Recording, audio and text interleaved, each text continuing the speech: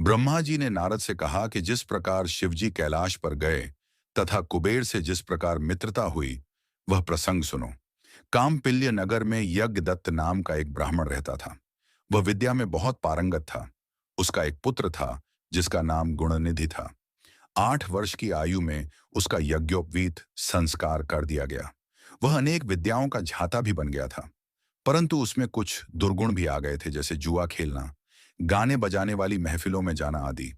माता के कहने पर भी वह अपने पिता के पास नहीं जाता था। पिता दीक्षा या यज्ञादि से निवृत्त होकर लौटने पर पत्नी से जब वह पूछता कि गुणनिधि कहाँ गया है, तो माता उत्तर देती कि यहीं कहीं अभी अभी चला गया है। शायद पूजा, स्नान या देवताओं के लिए फूल आदि लेने गया होगा। माता अपने अकेले पुत्र गुणनिधि को प्रतिदिन समझाती, परंतु वह नहीं सुधरा। एक दिन वह अपने पिता की अंगूठी को चुरा कर ले गया। पिता ने अंगूठी को एक जुआरी के हाथ में देखा तो उससे पूछने पर झांत हुआ कि यह तो गुणनिधि जुए में हार गया है। यही नहीं, वह जुए में काफी धन भी हार गया है। जुआरी कहने लगा, आश्चर्य है कि आप जैसे ज्ञानी पंडित अपने पुत्र को नहीं जान पाए। यज्ञ दत्त का सिर लज्जा से झुक गया। वह लज्जावश सिर और मुंह को वस्त्र से ढककर अपने घर आया। वह अपनी पत्नी से बोला, तेरा पुत्र गुणनिधि कहाँ गया है और मेरी अंगूठी कहाँ है? पत्नी बोली, मुझे इस समय याद नहीं है, मैं कहीं रखकर भूल गई हूं।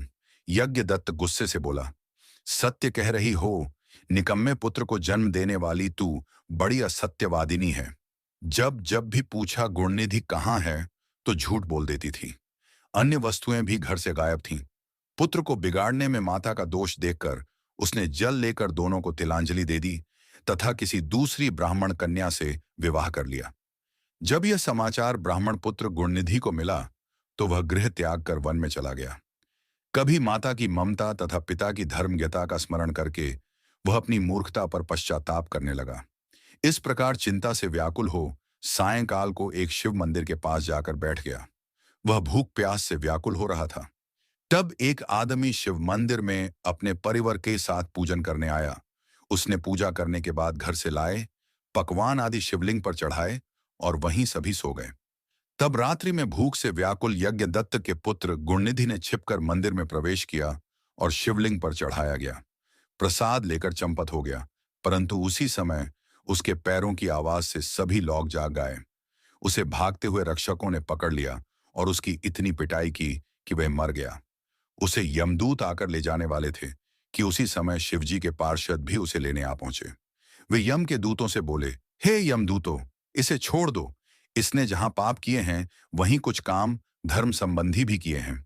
जैसे शिवलिंग पर गिरती हुई दीपक की छाया का इसने निवारण किया और रात्रि में इसने अपना वस्त्र फाड़कर दीपक में बत्ती भी डाली है। उसी प्रसंग में इसने शिव गुणों का श्रवण भी किया है। व्रत रखकर इसने शिवजी की पूजा व दर्शन भी किया है। स्थिर चित्त से द्वार पर बैठा रहा है। इस कारण अब यह हमारे साथ शिवलोक में जाएगा। ये वहां कुछ समय रहकर पुनः कलिंग देश का राजा बनेगा। शिवगणों की बात सुनकर यम के दूत अपने लोक को चले गए। जब यह समाचार उन्होंने यमराज को सुनाया तो वे बड़े प्रसन्न हुए। वह शिवलोक में कुछ समय रहकर अरिंदम नाम के कलिंग देश का राजा हुआ। शिवजी की थोड़ी सी सेवा भी बहुत फलदायक होती है। ब्रह्मा जी ने नारद को बताया, जब मेरा प्रथम कल्प पूरा हुआ तब उसमें मेरे मानस पुत्र पुलस्त्य से विश्रवा का जन्म हुआ। विश्रवा के वैश्रवण पुत्र हुआ। उसने अलकापुरी का शासन किया। उसने उग्र तप करके शिवजी की आराधना की। उस समय धवाहन कल्प शुरू हो चुका था।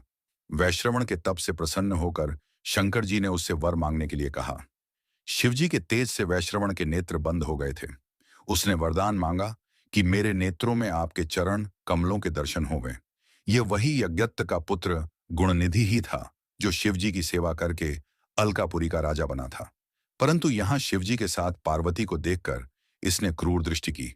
इससे उसका बायां नेत्र फूट गया। शिवजी ने पार्वती से कहा, यह तुम्हारा पुत्र है। यह अब तुम्हें क्रूर दृष्टि से कभी नहीं देखेगा। इस कारण मैं इसे निधियों का स्वामी बनाए देता हूं। यह गुह्यकों का अधिपति होगा। इतना कहकर भगवान शिव ने उसे धनपति का पद दिया और यूसेन पार्वती के चरणों में प्रणाम कराया। पार्वती ने प्रसन्न होकर उसे वरदान दिया कि हे पुत्र, तुम्हारी शिवजी में निर्मल भक्ति बनी रहे। इस प्रकार शिवजी ने उसे वैश्वेश्वर स्थान में कुबेर बनाकर अलकापुरी का स्वामी बना दिया और स्वयं उसके पास में ही कैलाश को अपने रहने का स्थान बनाया। ब्रह्मा जी नारद से बोले, अब यह आख्यान सुनो कि जिस प्रकार कुबेर कैलाश पर तपस्या करने आया था तथा उसके तपोबल के कारण भगवान शिव वहां पहुंचे थे। कुबेर के तप से रुद्र वहां पहुंचे और जोर जोर से अपना डमरू बजाने लगे, जिसकी ध्वनि त्रिलोक में पहुंचने लगी। वहां पर ब्रह्मा, विष्णु एवं शिव जी अपने असंख्य गणों के साथ ब्रह्मा जी के अंश से उत्पन्न रुद्र के दर्शनों हेतु आए। कुबेर ने शिवजी का पूजन किया तथा उनका आलिंगन किया और अलकापुरी के नजदीक ही उनका निवास कराया। वहां पर शिवजी की आज्ञा से विश्वकर्मा ने अनेक भवन बनाए। शिवजी सिंहासन पर आरूढ़ हुए तथा ब्रह्मा, विष्णु और देवताओं ने उनकी स्तुति की।